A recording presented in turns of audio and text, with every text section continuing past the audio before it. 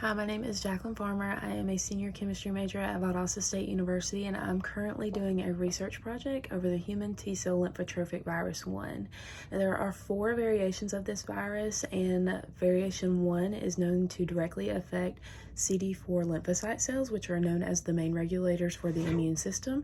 So along with this infection, we see a lot of cases of myelopathy, which is compression of the spinal cord, causing overall nerve damage and neurological diseases. We see tropical spastic paraparesis, which affects the muscles and their function. And we also see long-term adult T-cell leukemia, which if left untreated can cause death.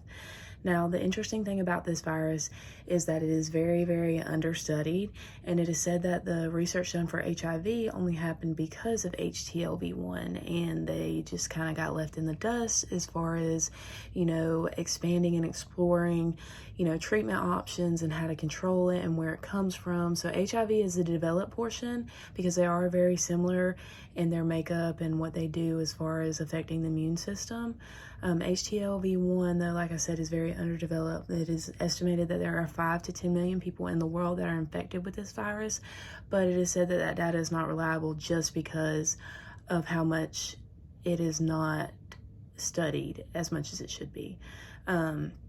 Now, another interesting thing about this virus is that it's contracted through sexual contact, drug use as far as needles, and breastfeeding. And it's interesting to think because a lot of babies that are born with these viruses, such as HIV, herpes, anything like that, they contract it through the mother because they share the same fluids and blood, system while they're in the womb. But babies that have an infected mother are not automatically born with HTLV1. They usually contract it from breastfeeding because it is through those secretions of the body, which I thought was pretty interesting because, like I said, most of the time the babies that do have infected mothers are usually just born with them because they are in their womb and they share the same blood supply and same fluid supply that the mother does.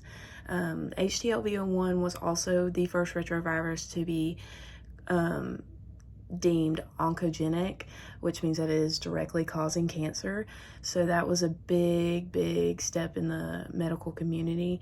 And because it is not primarily in the United States, it is in Aboriginal underdeveloped countries, we don't have a lot of research for this, but there has been a lot of people who have written to the World Health Organization saying that it's time. This has affected people since the 80s, and we still don't have a great action plan to control this virus or to help the people that are infected with this and manage, the spread of the virus or manage the pain that the people that suffer from this virus have. So a lot of interesting things have been discovered during this research, and I continue to read and look and see and hope to find out more.